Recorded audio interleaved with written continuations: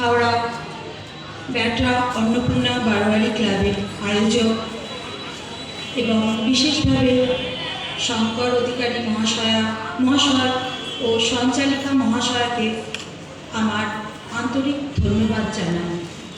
আপনাদের সবাইকে জানাই আমার রাবেন্দ্রিক শুভেচ্ছা।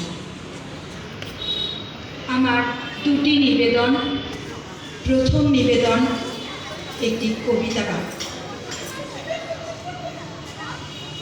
রবীন্দ্রনাথ ঠাকুরের একটি প্রসিদ্ধ কবিতা, বিশ্বকবি রবীন্দ্রনাথ ঠাকুরের একটি প্রসিদ্ধ কবিতা হঠাৎ দেখা। রেলগাড়ির কামরায় হঠাৎ দেখা, ভাবিনি সম্ভব হবে কোনোদিন। আগে ওকে বারবার দেখেছি, লাল রঙের শাড়িতে দাগিন ফুলের মতো রাঙা। আজ পড়েছে কালো রেশমের কাপড়, আঁচল তুলেছে মাথায়, দোলন চাপার মতো চিকন গোল মুখখানে ঘিরে। মনে হলো কালো রঙের একটা গভীর দূরত্ব ঘনিয়ে নিয়েছে নিজের চারদিকে। যে দূরত্ব সর্ষে ক্ষেতের শেষ সীমানা শালবনের নীলাঞ্জনে। থমকে গেল আমার সমস্ত মনটা। চেনা লোককে দেখলেই অচেনা গাম্ভীর্যে। হঠাৎ খবরের কাগজ ফেলে দিয়ে আমাকে বললে, নমস্কার। সমাজবিধি পথ খুলে গেল। আলাপ করলেন শুরু। কেমন আছো, কেমন চলছে সংসার ইত্যাদি। সে রইল জানলার বাইরের দিকে চেয়ে, যেন কাছে দিনের ছোঁয়াচ পার হওয়ার চাহনিতে। দিনে অত্যন্ত ছোট্ট দুটো একটা জল, কোনোটা বা দিলেই না। বুঝিয়ে দিলে হাতের অস্থিরতায়, কেন এসব কথা? এর চেয়ে অনেক ভালো চুপ করে থাকা।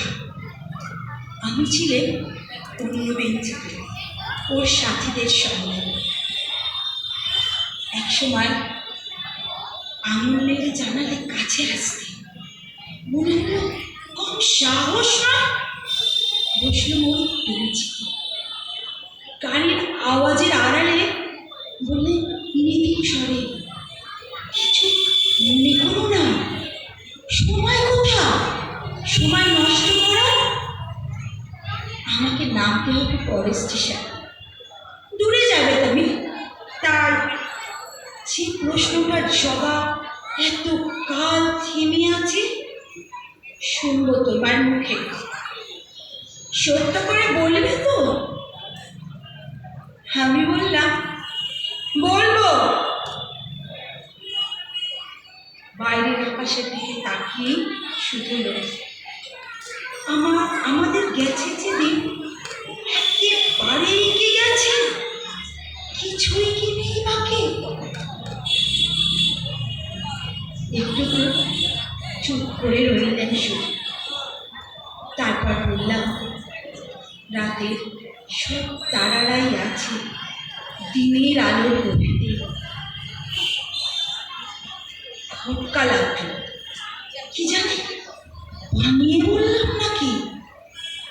ও বলল, থাক এখন যাও ওদিকে। সবাই নেমে গেল পরের স্টেশন। আমি চললেই একা। সবাই নেমে গেল পরের স্টেশনে। আমি চললেন একা। নমস্কার।